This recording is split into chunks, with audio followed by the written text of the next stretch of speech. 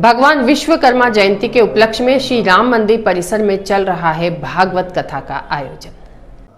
भगवान श्री विश्वकर्मा जयंती महोत्सव के उपलक्ष्य में श्री पशुपतिनाथ मंदिर परिसर स्थित राम मंदिर धर्मशाला में श्रीमद् भागवत कथा ज्ञान यज्ञ सप्ताह का आयोजन चल रहा है। कथा व्यास पर पंडित भीमाशंकर शर्मा शास्त्री कथा प्रवचन कर रहे हैं।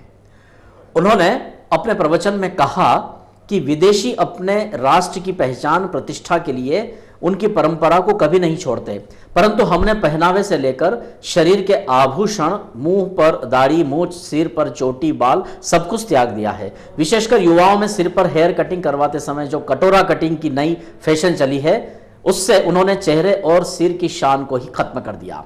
उन्होंने कहा कि आधुनिकता के नाम पर इस तरह के भोंडे प्रदर्शन नहीं होने चाहिए। इस अवसर पर उन्होंने अपने कथा प्रवचन में कहा कि मातृशक्ति के प्रति हमारा केवल उन्हें उसी रूप में दर्शनीय भाव बना रहे, इसीलिए आपने अपनी कथाओं में नाचते नृत्य करने पर प्रतिबंध लगा रखा।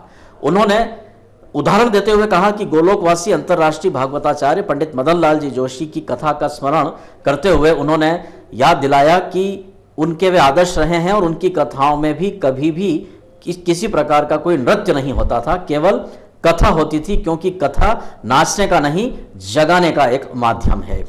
इस अवसर पर यहां अनेक धर्मालुजन एकत्र हुए।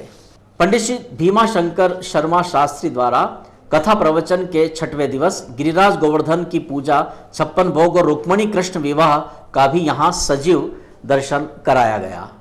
शिवना शुद्धिकरण के लिए उन्होंने 1 लाख रुपए प्रदान करने की घोषणा की।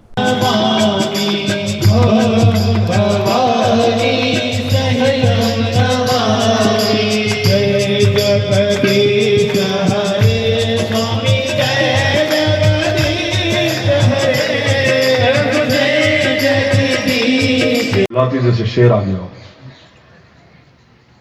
एक कांक्रोच आईसीयू में भर्ती था, दूसरा एक और आया तो पहले ने पूछा कि काला हिट के चप्पल, तो उसने कहा न काला हिट न चप्पल। मुझे देखकर ऐसी चिल्लाई एक महिला कि मुझे अटैक आ गया तो मैं आईसीयू में भर्ती हो गया।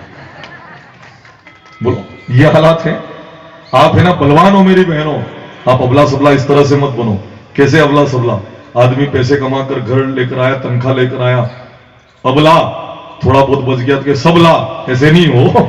आप बलवान हो, आप शक्ति आप बलवान हो मेरी बहनों, आप अबला नहीं हो। आत्मरक्षा करते आपको आना चाहिए।